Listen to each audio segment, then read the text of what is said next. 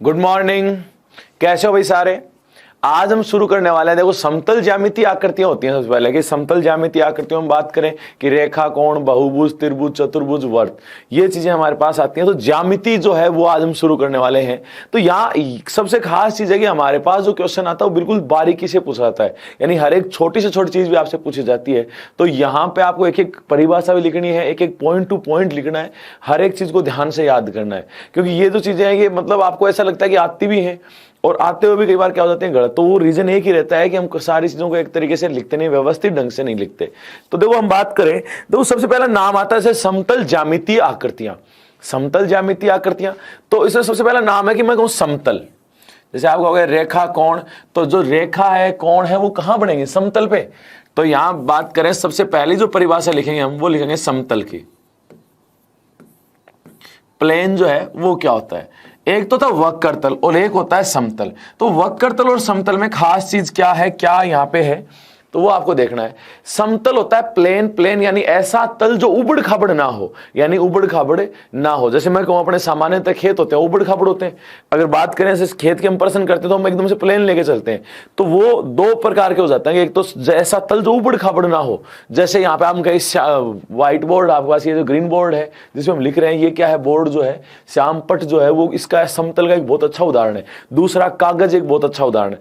Level first में आपके और रीट के पेपर में लेवल फर्स्ट में पूछा गया था कि निम्न में से समतल है, जिसमें क्वेश्चन दे रखे थे, ऑप्शन दे रखे थे कागज, गिलास। तो ऐसे जब ऑप्शन दिए बेलन, तो वहां पे आप खुद को बताया कि भाई कागज जो है वो समतल का सबसे अच्छा उदाहरण है, कागज, श्यामपट्ट। तो ये हमें ध्यान होंगे तो इन चीजों को हम बता सकते हैं। तो समतल की बात करें तो वह तल जो उबड़ खाबड़ ना हो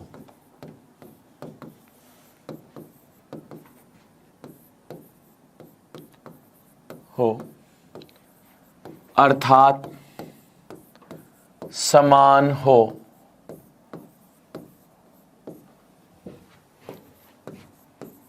समतल कहलाता है।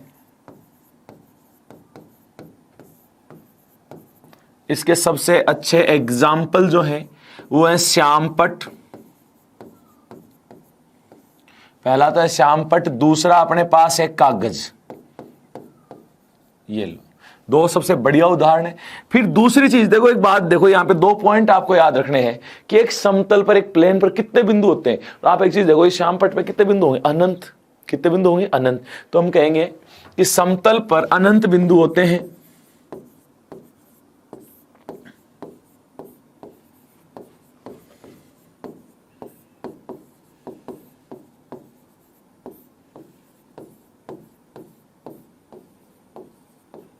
समतल पर कितने बिंदु होते हैं? अनंत।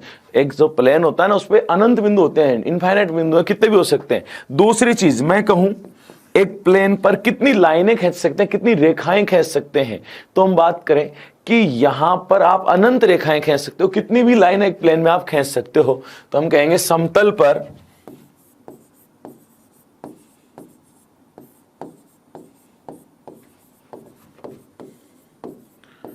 अनंत रेखाएं खींच सकते हैं। तो उस प्लेन में, समतल में इतनी ही तीन लाइनें आपको दिमाग में रखनी है। प्लेन होता क्या है कि ऐसा तल जो उबड़ खाबड़ ना हो, बराबर हो या समान हो, समतल कहलाता है। इसका सबसे अच्छा एग्जांपल श्यामपट्ट होता है, दूसरा कागज होता है। ठीक है, हम बात करें कि एक समतल पर अनंत बिंदु होते हैं, उससे बाद बात करें कि एक समतल पर अनंत रेखाएं खींची जा सकती हैं। तो ये समतल, देखो आपको यहाँ पे यही प्रश्न पूछा जा चुका है एग्जाम में। ठीक है, तो बात करें, अब बात आती है कि समतल है, तो समतल पे सबसे छोटी जो इकाई आती है यहाँ पे वो आती है बिंदु। सबसे छोटी जो इकाई है वो आती है बिंदु, यानी रेखा से भी पहली छोटी इकाई है वो बिंदु है। बिंदु की बात करें तो बिंदु की एक्चुअल कोई परिभाषा नहीं होती कि हम इस परिभाषा को लेके ही ये कहेंगे कि यही बिंदु की परिभाषा है, ना, ऐसा कुछ भी नहीं है। यहां पर हम बिंदु की परिभाषा एक्चुअल न देके जो कि हाँ ये मान सकते हैं उसको कहेंगे। तो देखो कैसे, आदर्श परिभाषा नहीं होते हुए भी इसके ऊपर सिर्फ सिंपल परिभाषा हमारे समझने के लिए दी जाती है। जैसे मैं कहूं कि पेंसिल की नोक टिकने पर बनी आकृति क्या कहलाती है? बिंदु। पेंसिल की नोक टिकने पर बनी आकृति क्या कहलाती है? बिंदु। दूसरा एक बात बताओ, मैं कहूं वर्त, वर्त आप क्या कहते हो, ऐसे रखा जाता है प्रकार और आप ऐसे ही खींचते हो, ठीक है। तो शून्य त्रिज्या का वर्त, शून्य त्रिज्या एक बात बताओ, वर्त होगा तो त्रिज्या होगी, अगर शून्य ही त्रिज्या करते इसका मतलब वर्त ही नहीं, यानी जहां आपने प्रकार रखा है उसी की बात चल रही है, ऐसे रखा है, और वो क्या कहलाएगा, तो वो तो भाई बिंदु। तो यहां पे हम दो परिभाषा दें, आदर्श परिभाषा नहीं है, लेकिन हम कहेंगे कि पहली परिभाषा कि पेंसिल की नोक टिकने पर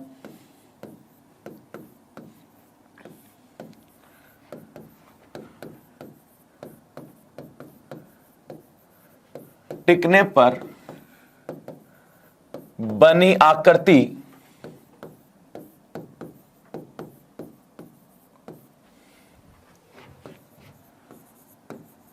बिंदु कहलाती है।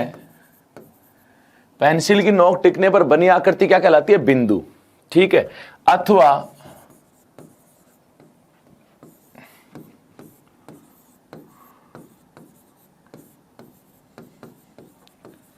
शून्य त्रिज्या का वर्त ही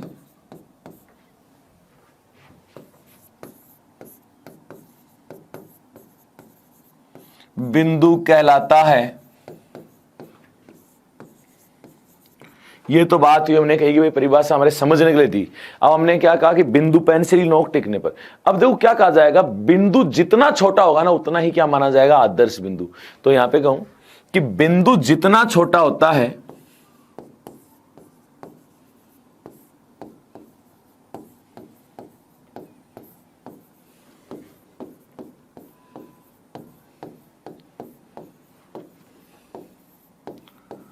उतना ही आदर्श बिंदु माना जाता है।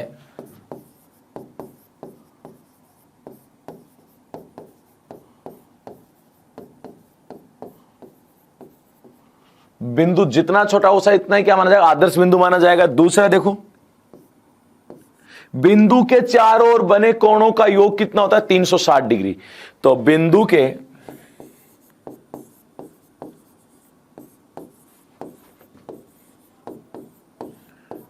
चारों ओर बने कोणों का योग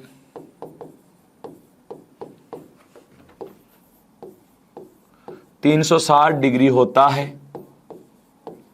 ठीक है। अब एक बात बताओ, एक बिंदु से कितनी रेखाएं गुजर सकती हैं ऐसे, तो एक बिंदु से चाहे जितनी गुजर सकती हैं, अनंत गुजर सकती हैं। तो अगला पॉइंट होता है, एक बिंदु से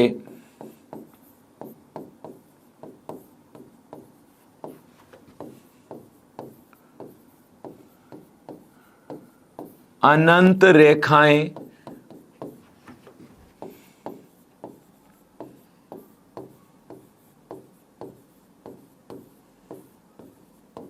गुजर सकती हैं। एक बिंदु से कितनी रेखाएं गुजर सकती हैं, अनंत, मतलब कितनी भी गुजार सकते हो एक बिंदु से रेखाएं, ठीक है। तो ये बात हुई बिंदु की। तो हमारे पास पहला नाम आया समतल, दूसरा है बिंदु। अब शुरू होती है हमारे पास रेखा से।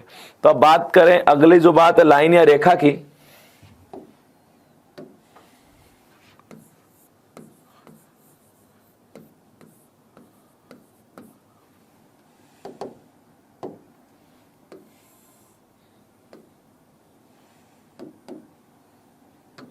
अब देखो रेखा क्या कहें, देखो रेखा दो प्रकार की, देखो वक्र रेखा, कर्व्ड लाइन। कर्व्ड लाइन जो है एक होती है सरल रेखा, ठीक है, स्ट्रेट लाइन जो है।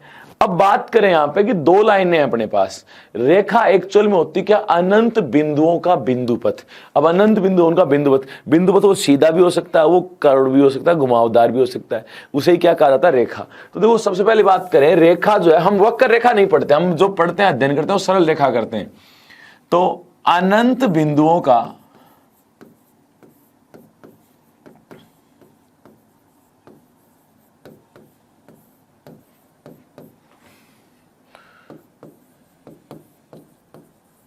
बिंदुपथ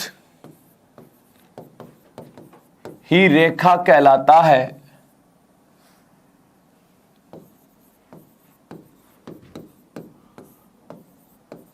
अनंत बिंदुओं का बिंदुपथ ही क्या कहलाता है, रेखा। यह दो प्रकार की होती है।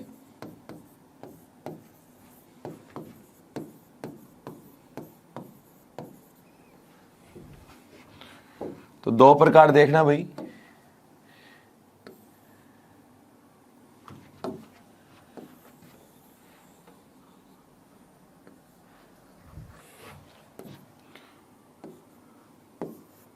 ये तो है सरल रेखा और ये है वक्र रेखा। इसमें सरल रेखा और वक्र रेखा में अपन ध्यान रखने के लिए एक सीधा सीधा एक पॉइंट याद रख सकते हैं। सरल रेखा जो है ना, इसमें रेखा पर स्थित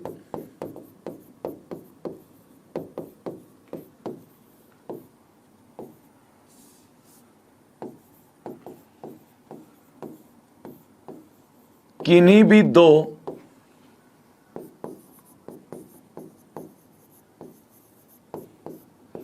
बिंदुओं के बीच की दूरी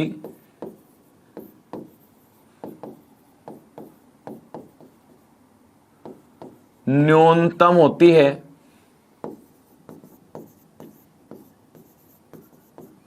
इसमें रेखा पर स्थित किन्हीं भी दो बिंदुओं के बीच की दूरी क्या होती है? न्यूनतम। मतलब आप किन्हीं भी दो बिंदुओं को लो, चाहे यहां वाला लो, चाहे यहां कहीं से भी, उनके बीच की दूरी सदैव क्या होगी? न्यूनतम। कोई से भी दो बिंदु हो सकते हो, कहीं पे भी उठा के देखोगे ना तो दूरी क्या मिलेगी? न्यूनतम। यहां ऐसा नहीं है भाई, इस बिंदु और इस बिंदु, इन दो बिंदुओं को अगर ले तो इनके बीच की दूरी न्यूनतम नहीं है, न्यूनतम तो सीधी होती। ठीक है, तो यहां क्या कहेंगे? इनके बीच की, इसके सभी जगह नहीं कह सकते कि बाई चांस मान लो कोई जगह तो आप कह सकते हो, मान लो यही दो बिंदु ले लिया आपने तो आप कह सकते हो, लेकिन ये नहीं कह सकते कि इसके किन्हीं भी दो बिंदुओं के बीच की दूरी न्यूनतम नहीं होती है। ठीक है ना, तो वो क्या हो जाएगी? वक्र रेखा।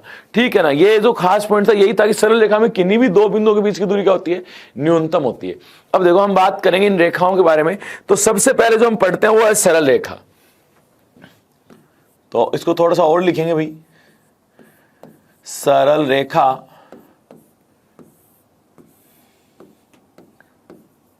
तो पहली चीज तो हम देख चुके हैं कि ये क्या है? अनंत बिंदुओं का बिंदु पथ। ठीक है, दूसरी बात हम कर चुके हैं कि इस पे किन्हीं भी दो बिंदुओं के बीच की दूरी क्या होती है? न्यूनतम। और देखो एक एक पॉइंट लिख देते हैं। तो पहला पॉइंट हम लिखेंगे, दो बिंदुओं के बीच की दूरी न्यूनतम।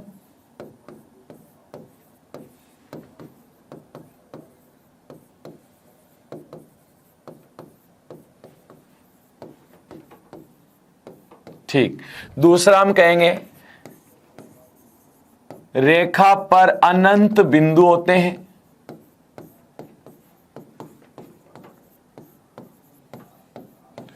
कितने बिंदु होते हैं भाई? अनंत। रेखा को दोनों छोर से अनंत तक बढ़ाया जा सकता है। अब एक बात बताओ, दोनों छोर से अनंत तक बढ़ाओगे तो इसका मतलब इसकी लंबाई ज्ञात नहीं कर सकते। अतः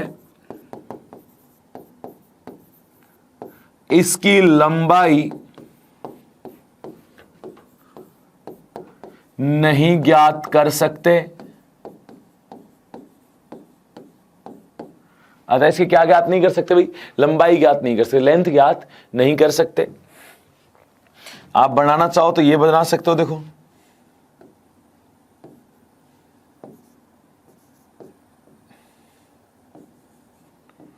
तो देखो इसको दोनों छोर से अनंत तक बढ़ा सकते हैं, अनंत तक बढ़ा सकते हैं तो इसकी लंबाई ज्ञात नहीं होगी, इसकी लंबाई ज्ञात नहीं होगी। और रेखा की वैसे कोई मोटाई तो होती ही नहीं है, तो मोटाई का तो वैसे ही कोई जिक्र नहीं होगा।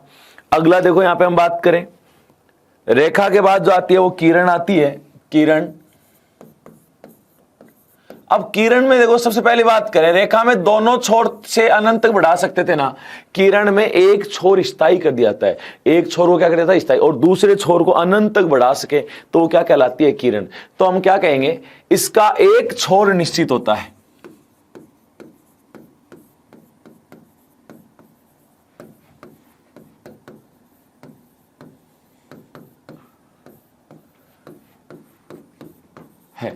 तथा दूसरे छोर को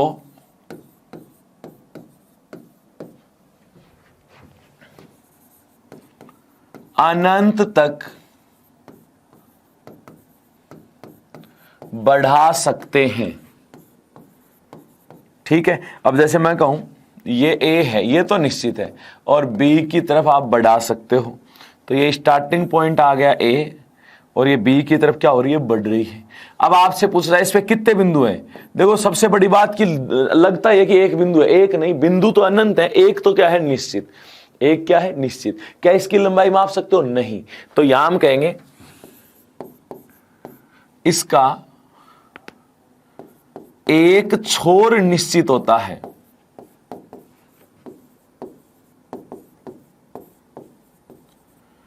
किंतु कुल बिंदु अनंत है। एक छोर ही निश्चित है ना, यानी इसको देख के ये नहीं कहोगे कि एक ही बिंदु है इस पे, बिंदु तो अभी इस पे कितने अनंत है, एक तो निश्चित है, एक तो क्या है, निश्चित। अब एक बात बताओ, क्या इसकी लंबाई माप सकते हो, नहीं, क्योंकि एक छोर से दूसरे अनंत बढ़ा सकते हो, इसकी भी लंबाई नहीं माप सकते,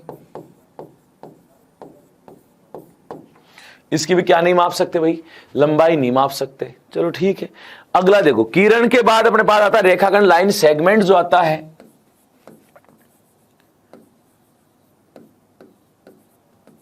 रेखाखंड की बात करें हम, रेखा का एक टुकड़ा या एक हिस्सा, तो मैं ये कह सकता हूं इसके दोनों छोर निश्चित होते हैं भाई,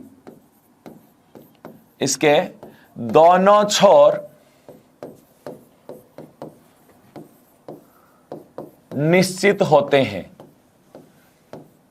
अब आपके दिमाग में आएगा कि दोनों छोर निश्चित है ना, तो आपके दिमाग में ये भी आ सकता है कि इसकी, जैसे मैं कहूं कि कितने बिंदु, तो आपके दिमाग में आ सकता है कि दो ही बिंदु हैं, एक तो ये रहा और एक ये रहा, जबकि ये दो तो निश्चित हैं, इनके बीच में तो खूब सारे होंगे बिंदु, तो अनंत ही बिंदु होते हैं, दो तो निश्चित होते हैं। तो हम ये कहें कि यहां पर इसमें दो बिंदु तो निश्चित होते हैं,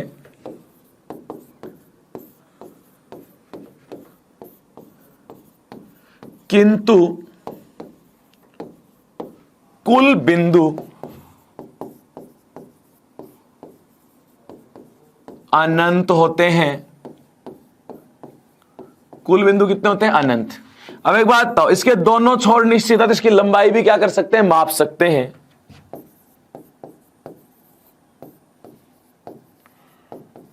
इसकी लंबाई माप सकते हैं, इसकी लंबाई क्या कर सकते हैं, माप सकते हैं, इसकी लंबाई क्या कर सकते हैं भाई, माप सकते हैं। ठीक है ना, यहां से रखा यहां तक, चलो ठीक है। तो ये देखो, ये सबसे पहले सिंगल साइड की बात हो रही थी, हम बात करें अभी तक इसी में बात करेंगे। यहां पे एक नाम और आता है, देखो आपने कहा रेखा, किरण, रेखाखंड, अब मैं बात करूं एक नाम और आता है कई बार, सममित रेखा।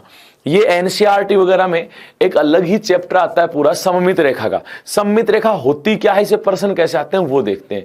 देखो यहाँ लाइन की जब बात हो रही है तो मैं साथ साथ इसको बता रहा हूं कि भाई क्या पता, जैसे कई बार क्या होता है सीटेट का प्रश्न होता है, जो पिछली बार पूछा था इस बार हमारे पूछ लिया था अगली बार, तो ऐसा ही हो जाए तो क्या पता वैसा प्रश्न हमारे सामने आ जाए। तो सममित रेखा, सममित रेखा होता है, जैसे मैं कहूं देखो ये दोनों हाथ हैं ऐसे, मैं यहां से मोड़ूं, इस देखो बीच में से एक लाइन सोचना है अंगूठों के बीच में से ऐसे एकदम से, कि वहां से मैं मोड़ रहा हूं उस लाइन के ऊपर से, तो एक दूसरे को पूर्णतः ढक लिया तो एक दूसरे को पूर्णतः ढक ले। ऐसी रेखा जहां से मोड़ने पर आकृति एक दूसरे को पूर्णतया ढक ले, वो रेखा कहलाती है सममित रेखा। क्या कहलाती है, सममित रेखा। तो मैं कहूं सिमेट्रिक लाइन जो है, सममित रेखा अगली जो आएगी, ये थोड़ी अलग है, ये सिंपली अलग ही चीज को बताने के लिए कही गई है, क्योंकि ये किसी चीज को ऐसी जगह से मोड़ती है वहां से जो समान भाग, और वो भी समान का मतलब ये नहीं कि अलग अलग ऐसे उठाया ऐसे रख दिया काट के ना, जहां से मोड़ने पर एक दूसरे को पूर्णतः ढके, वही क्या है, सममित रेखा। तो इसकी परिभाषा सुनना कैसे लिखेंगे हम, ऐसी रेखा जहां से आकृति को मोड़ने पर वह एक दूसरे को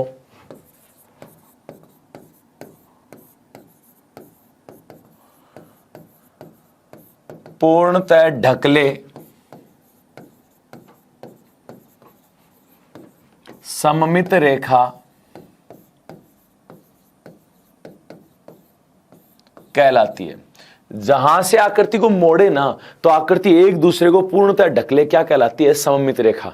क्या कहलाती है? सममित रेखा।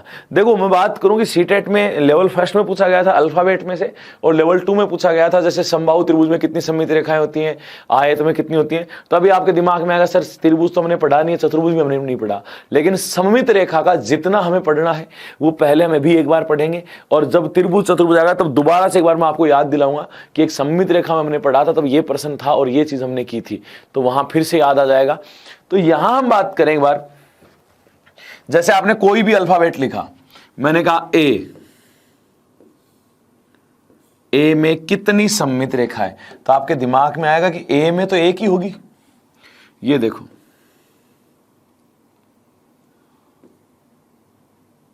यहां से अगर गौर करो तो अगर ऐसे ए को मोड़े तो ए दोनों भाग एक दूसरे को पूर्णतः ढक लेंगे। मैं कहूं बी, तो आपके दिमाग में आएगा बी में भी एक सममित रेखा है। ये देखो बी में ऐसे मोड़ो एक दूसरे को पूर्णतः ढक लेगी। मैं कहूं ऐसे सी में चेक करो, तो आप कहोगे सी, जैसे अपन ने अभी तो थोड़ा साफ सुथरा नहीं बनाया, वरना अगर देखोगे तो एक दूसरे को पूर्णतः ढकेगी। एच की बात करूं मैं, देखो ऐसे आपको खुद को चेक करने भी पूरे अल्फाबेट लिख के एच में देखो एक ऐसे में मोड़ दूं तो आपके दिमाग में आएगा कि एक दूसरे को ढकेगा। ऐसे अगर मैं ऐसे भी अगर मोड़ूं तो एक दूसरे को पूर्णतः ढकेगा। तो एच में कितनी? 2। ऐसे अगर यहां पे मैं एफ में चेक करता भाई, तो आप क्या एफ में ऐसी कोई रेखा खींच सकते हो जहां से मोड़ने पर पूर्णतः ढके? तो आपके दिमाग में आता नहीं, ऐसी कोई रेखा नहीं है इसमें सममित रेखा। तो आपको ये काम आपको खुद करना है कि ए से लेके जेड तक सारे लिखने हैं, ठीक है। मैं लिखता हूं ओ में ना, ओ और वर्त इनमें अनंत होती है। क्यों? क्योंकि देखो एक बात बताओ, केंद्र से गुजरने वाली हर एक रेखा ही इसे क्या बराबर भागों में बांटेगी। वहां से मोड़ोगे तो एकदम से आप देखोगे कितनी भी हो सकती है। तो ओ या वर्त दोनों की बात हो तो ओ में अनंत सममित रेखाएं, ठीक है। तो आपका काम होना चाहिए ए से लेके जेड तक के सभी अल्फाबेट लिखोगे कि इसमें कितनी, और खास करके ऊर्ध्वाधर और क्षैतिज बाकी नहीं लिखनी है, सिर्फ ऊर्ध्वाधर और क्षैतिज। ऊर्ध्वाधर का मतलब कि सीधी कितनी, इसमें सीधी, इसमें क्या है क्षैतिज है, इसमें क्या है ऊर्ध्वाधर भी और क्षैतिज दोनों है, इसमें क्या है अनंत है। ऐसे बताओगे आप, ऐसे क्या करोगे बताओगे, ठीक है। तो ये तो थी अल्फाबेट के अंदर। दूसरा मैं कहूं जो काम का था दूसरी चीज वो क्या है, तो वो था पहला तो त्रिभुज के ऊपर। त्रिभुज में 3 त्रिभुजों में पूछा जाता है भाई, देखो तीनों को मैं एक एक करके बना रहा हूं।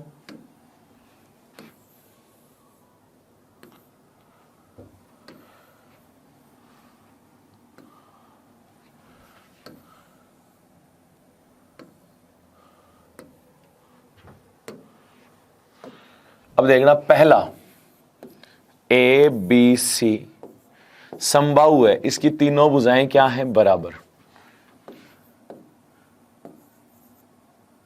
समद्विबाहु इसकी 2 भुजाएं बराबर हैं।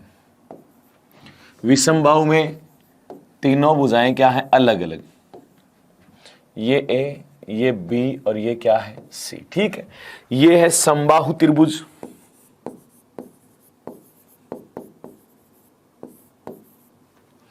ये है समद्विबाहु त्रिभुज। ये है विषमबाहु त्रिभुज। अब आपको दिखाना है कि सममित रेखाएं कितनी हैं। क्या बताना है यहाँ पे? सममित रेखाएं। तो एक बात बताओ, इसका प्रत्येक कोण 60-60 है, मैं इसके बीचों बीच एक ऐसी रेखा खींचूं, ये देखो, ये मतलब इसको 30-30, ये ए है, ये ए है, इस पे आए तो एकदम से ढकेगा। ये कोण 60 है, ये कोण 60 है, ढकेगा। ये a/2, ये a/2, तो इसमें एक तो इधर हो गई। ऐसे ही मैं कहूं ऐसे ही इधर भी खींच ले तो हो जाएगा। देखो ये ए और ये ए और ए ढक जाएगी एक दूसरे से, कोण भी बराबर है। ऐसे ही मैं कहूं एक इधर से आ जाएगी, तो टोटल कितनी होंगी 3। समबाहु त्रिभुज में कितनी सममित रेखाएं, 3 सममित रेखाएं होती हैं।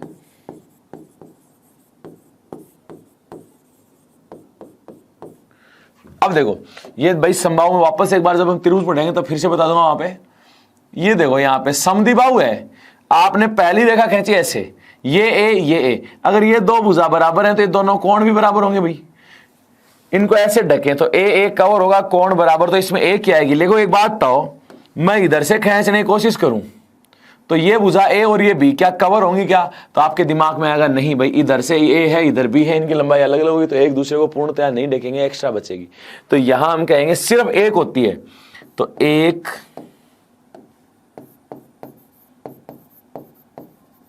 सममित रेखा। यहां पे एक बात बताओ, इधर से खींचने की कोशिश करो तो बी और सी अलग अलग है, इधर से खींचो तो ए और सी अलग है, इधर से खींचो तो ए और बी अलग है, यानी यहां पे कोई सममित रेखा नहीं।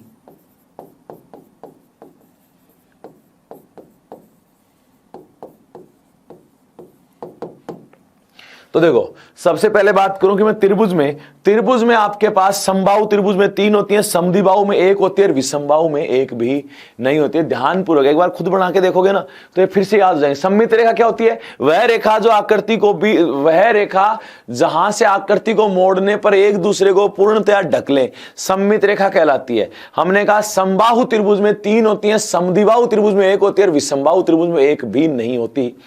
अगला देखो हमें जो पूछता है वो होता है वर्ग और आयत का।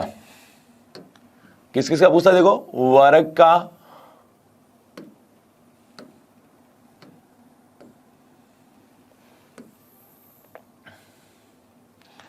ये जैसे वर्ग है, ये आयत है। मैं कहूं इसकी चारों भुजाएं बराबर ए, प्रत्येक कोण 90 डिग्री होता है। अब आपके दिमाग में अगर एक बीचों बीच रख दें,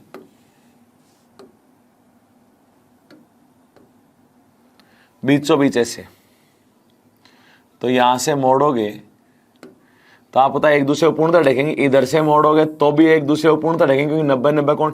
इसके विकर्ण देखो, ये देखो, ये ए ढकेगी, ये ए ढकेगी, इधर से देख लो ऐसे ही। तो अब इधर से रखा तो आपने देखा कि ये ए है ये भी ए है, ये ए है ये भी ए है, यानी ये 90 है ये भी 90 ढकेगी। यानी वर्ग में कितनी 4 सममित रेखाएं होती हैं।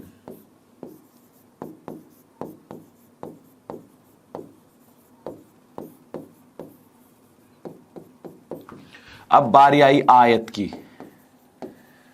तो मैं कहूं आयत में एक तो इधर से खींच सकते हो, बराबर बराबर ढक लेगा, एक इधर से खींच सकते हो। क्यों? क्योंकि आप पता है कि ये 90 ये 90, ये एल ये 90 ये 90, तो यहां कितनी 2। क्या इसके विकर्ण सममित रेखा का काम करेंगे? तो ये देखो एल है तो ये बी है ना, ये तो कवर होंगे नहीं भाई, ये एक दूसरे को ढक सकते हैं विकर्ण में नहीं। तो यहां सिर्फ कितनी होती है 2। आयत में 2 सममित रेखाएं। फिर मैं बात करूं वर्त की,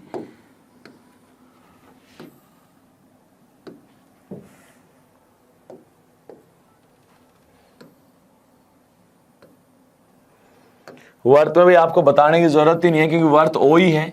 इसमें कितनी होती हैं अनंत सममित रेखाएं।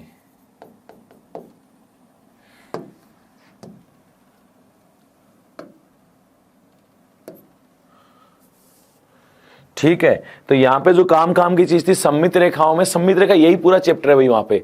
तो सममित रेखाओं में हम बात करें तो सबसे पहली चीज की सममित रेखा होती क्या है, तो सममित रेखा वह होती है कि जहां से आकृति को मोड़ने पर एक दूसरे को पूर्णतया ढक ले, वो क्या कहलाती है सममित रेखा। ठीक है, हमने कहा पहले अल्फाबेट में आनी चाहिए, फिर हमने कहा कि त्रिभुज में समबाहु त्रिभुज में 3 होती हैं, समद्विबाहु में 1 होती है और विषमबाहु में कोई नहीं होती। फिर हमने कहा वर्ग में 4 होती हैं क्योंकि 2 तो बीचों बीच भुजाएं हो जाएंगी और 2 ही हम क्या कहेंगे विकर्ण। बात करें आयत में सिर्फ 2 होती हैं, वर्त में अनंत होती हैं। ठीक है, ये थी हमारी सममित रेखा। अब हम बात करें सममित रेखा के बाद में, ये तो सिंगल रेखा की बात थी। अब जब 2 रेखाएं होंगी, कितनी रेखाएं होंगी 2, तो आप खुद सोच के देखो 2 रेखाएं होंगी तो पहली कंडीशन वो एक दूसरे को काटेंगी, तो प्रतिच्छेदी। दूसरी की वो दोनों एक दूसरे को कभी नहीं काटे। तीसरी वो एक ही रेखा के ऊपर से दूसरी गुजर जाए। तो यहां पे 3 कंडीशन बन रही है। कितनी कंडीशन? 3। तो यहां 3 कंडीशन है, तीनों ही अलग अलग नाम लेंगे। जब 2 रेखाएं एक साथ हो तो पहली जो चीज आती है वो हम कहें प्रतिच्छेदी रेखाएं। कौन सी रेखाएं? प्रतिच्छेदी रेखाएं, इंटरसेक्टिंग लाइन जो है वो।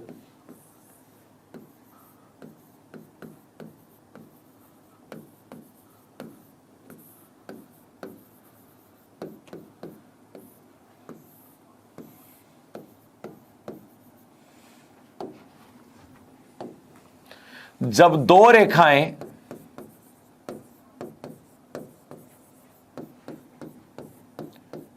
एक दूसरे को काटती हैं तो वे रेखाएं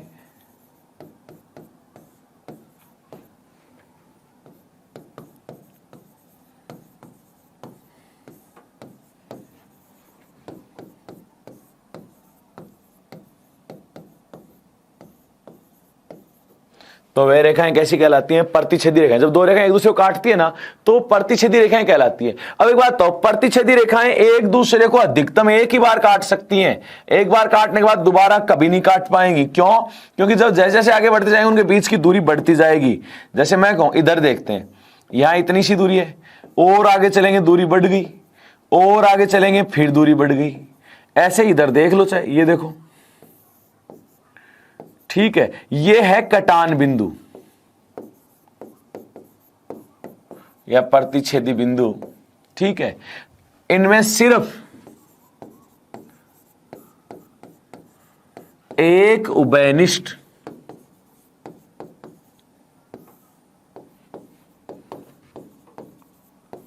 बिंदु होता है। इनमें एक उभयनिष्ठ बिंदु, एक ही उभयनिष्ठ है, दूसरा उभयनिष्ठ बिंदु होगा ही नहीं, दूसरा कॉमन बिंदु होगा ही नहीं, ठीक है। तो जब 2 रेखाएं आपस में प्रतिच्छेद करती है ना तो वो रेखाएं कहलाती हैं प्रतिच्छेदी रेखाएं। एक दूसरे को काटती है तो प्रतिच्छेदी, एक ही बिंदु उभयनिष्ठ होगा, एक बार ही काटेंगी। दूसरा हमने कहा पैरेलल लाइन है, समांतर रेखाएं।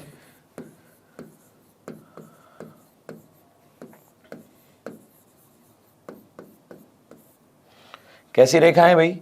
समांतर रेखाएं। देखो यहां बात करें, जब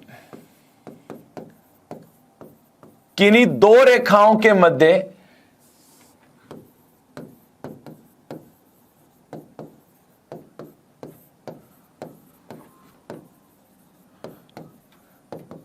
की दूरी निश्चित हो तो वे रेखाएं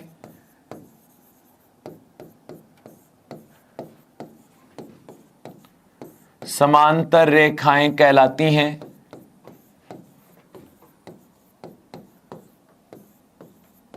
अब दूरी निश्चित है तो ये आपस में कभी नहीं काटती।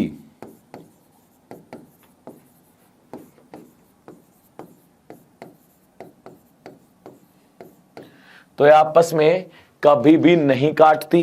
दूसरा बिंदु, इनमें कोई उभयनिष्ठ बिंदु नहीं होता।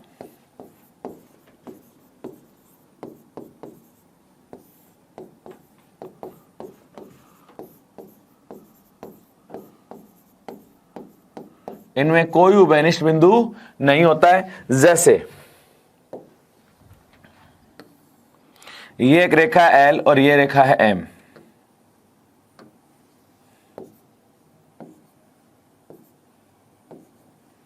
ये L है और ये क्या है M। इनके बीच की दूरी है D। यहां भी D है और यहां भी D। अब दो हर जगह बराबर आ रही है, इसका मतलब दोनों क्या है? समांतर। समांतर को कैसे लिखेंगे? L समांतर M, 2 सीधी लाइनों के द्वारा लिखते हैं। मैंने कहा एक रेखा और खींचूं जो M के समांतर है।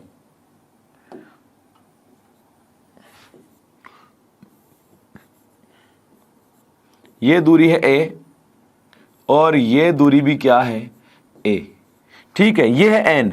तो आपने कहा M और N समांतर है। M समांतर एन। तो मैं कहूं इन दोनों के बीच की दूरी क्या, डी प्लस ए, डी प्लस ए। तो यहां मैं कह सकता हूं एल समांतर हो गई एन के, या मैं कह सकता हूं एल समांतर एम समांतर एन, कि तीनों ही क्या है, समांतर है। तीनों ही क्या है, पैरेलल लाइन है। पैरेलल लाइन के उभयनिष्ठ कोई बिंदु नहीं होता है, कभी काटती नहीं है, इनके बीच की दूरी क्या रहती है, समान रहती है। तो ये थी हमारी समांतर रेखाएं दूसरे नंबर की, दो रेखाओं के अंदर।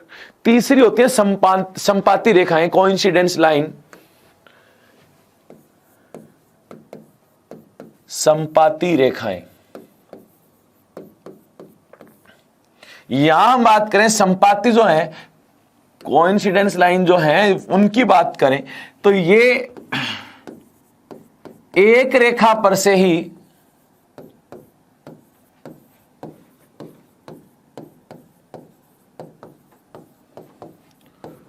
दूसरी रेखा गुजर जाती है।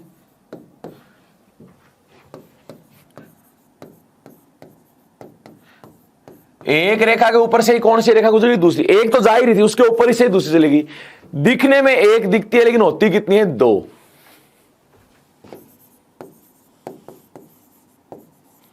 दिखने में एक प्रतीत होती है, किंतु होती दो हैं। अब जैसे आपने कहा कि इसके लिए हम लाइन कैसे बनाएं, तो सिंपली एक लाइन खींच दी, ये लो।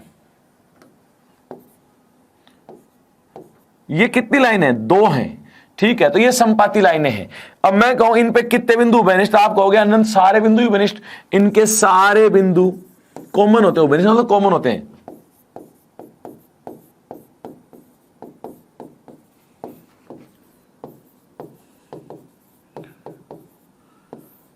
मतलब कॉमन होते हैं,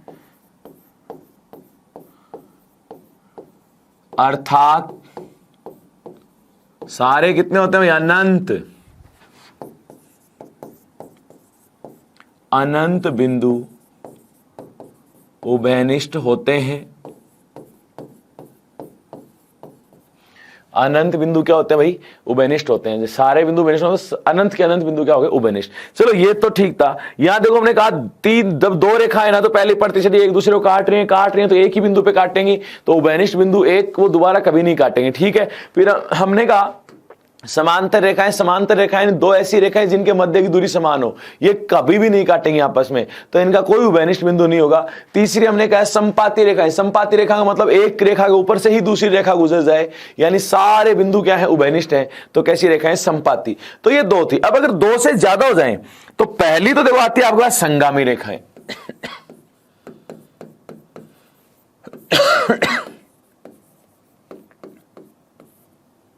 अब संगामी का मतलब कि एक ही बिंदु से गुजरने वाली। अब एक बिंदु पे गुजरे, तो मैं सिंपल सी बात कहूं आपसे,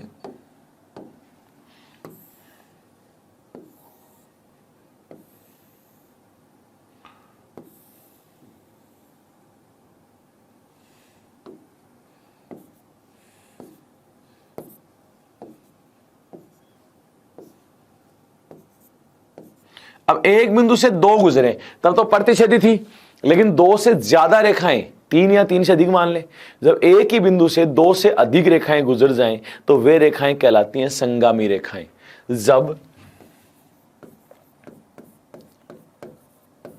एक ही बिंदु से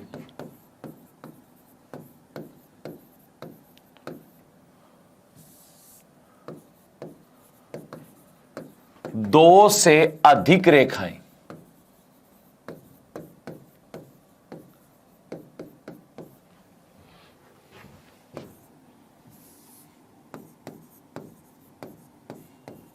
गुजर जाएं, तो वे रेखाएं संगामी रेखाएं कहलाती हैं।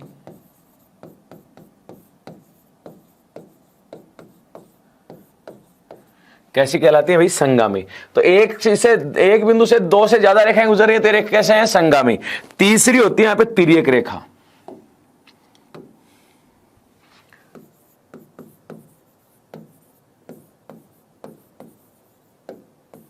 तिर्यक का तो नाम से ही ऐसे लग रहा है कि ये क्या है, तीसरी रेखा है। तो ये देखो, वैसे हम क्या कहते हैं, देखो यहां मैं बात करूंगा अब थोड़ी सी, कि जब दो रेखाओं को एक तीसरी रेखा काटे ना, तो वो कहलाती है तिर्यक रेखा। वैसे कई बार आपने देखा होगा, आपके दिमाग में सीधा सीधा एक ही एग्जाम्पल आता है कि दो समांतर रेखाओं को एक तीसरी रेखा काटे तो वही तिर्यक होता है। ऐसा नहीं है। हाँ, ये तिर्यक जरूर है, लेकिन केवल यही तिर्यक होता है ऐसा नहीं है। किन्हीं भी दो रेखाओं को एक तीसरी रेखा काटती है ना, तो वो तीसरी रेखा क्या कहलाती है, उन दो रेखाओं के लिए तिर्यक रेखा होती है। चाहे वो ये समांतर हो या ना हो, तो आपके दिमाग में होना चाहिए कि किन्हीं भी दो रेखाओं को जब एक तिर्यक रेखा तीसरी रेखा काटती है तो वह रेखा क्या कहलाती है, तिर्यक रेखा। तो यहां हम कहेंगे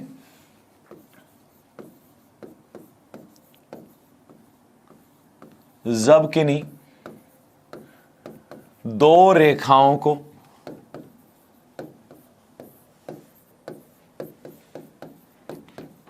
एक तीसरी रेखा काटे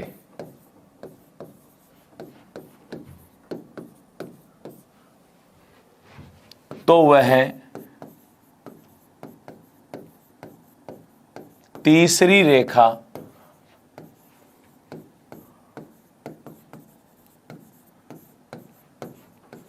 तिर्यक रेखा कहलाती है। तीसरी रेखा क्या कहलाती है भाई, तिर्यक रेखा कहलाती है। तो तीसरी रेखा है ना, वही क्या कहलाती है, तिर्यक रेखा। ठीक है, अब यहां बात करें तो आप कहोगे कि भाई कोई सी भी हो सकती है वो।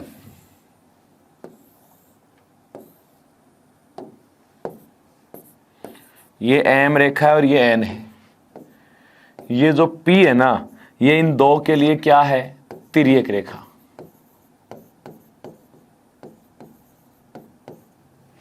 क्या है ये, तिर्यक रेखा। इन दो के लिए वो तीसरी जो है वो है तिर्यक रेखा। यहां यूक्लिड ने कुछ नियम दिए। कुछ नियम क्या दिए, जैसे हम आप आगे पढ़ेंगे ना कि समांतर रेखाओं और तिर्यक रेखा में संबंध, तो आप कहोगे ये काटे, ये इन दोनों का योग होता है 180, इन दोनों का 180, जब जब ये दोनों क्या होती है, समांतर। ऐसा इसका उल्टा यूक्लिड ने पहले कहा कि भाई जब दो रेखाओं को एक तिर्यक रेखा काटती है ना, तो जिस तरफ बने कोणों का, अंतः कोणों का योग 180 से कम होता है। मान लो इधर 180 से कम है इन दोनों का योग, इन दोनों कोणों का, तो इन रेखाओं को आगे बढ़ाएंगे तो इस दिशा में ही काटेंगे।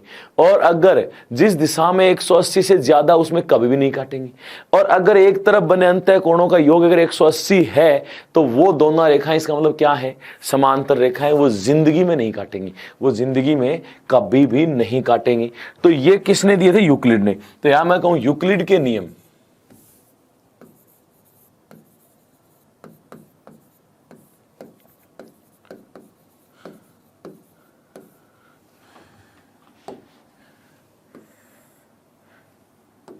यूक्लिड के नियम। तो पहला, फर्स्ट नियम सुनना, जब दो रेखाओं को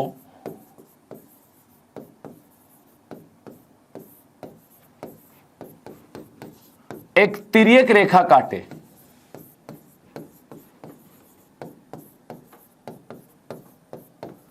तो तिर्यक रेखा के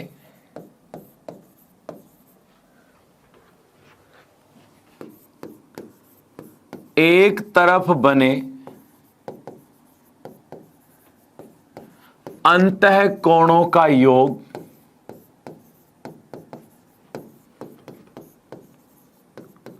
अगर 180 डिग्री है, तो वे रेखाएं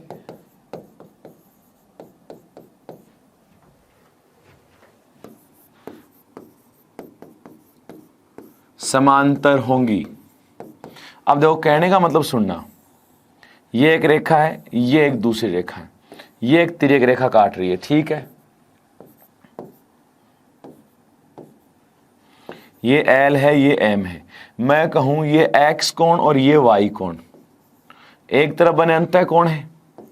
अगर X प्लस Y जो है ना, अगर ये 180 डिग्री है, तो मैं कहूंगा कि L और M क्या है, समांतर। अभी हमने कहा नहीं कहा कि ये समांतर, हमने कहा कि x और y का योग 180 है। तो आपने जैसे कहा ना एक तरफ बने अंतः कोणों का योग 180, इसका मतलब वो दोनों रेखाएं कैसी हैं, समांतर। ये सबसे पहले यूक्लिड ने कहा था कि भाई जब भी किन्हीं दो रेखाओं को एक तीसरी रेखा काटेगी ना, और तीसरी रेखा के एक तरफ बने कोणों का योग अगर 180 डिग्री है, तो वे दोनों रेखाएं 100% क्या हैं, समांतर। क्या है भाई, समांतर, पैरेलल लाइन है। अगला देखो यहां पे नियम दूसरा नियम का कि जब दो रेखाओं को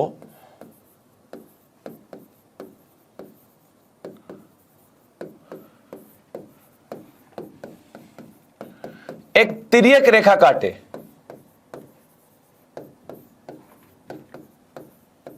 तो तिर्यक रेखा के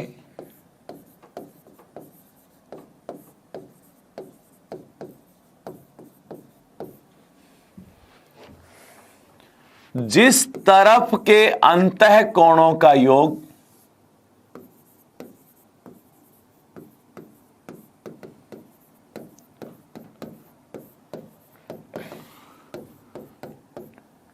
एक 180 डिग्री से कम है, उसी दिशा में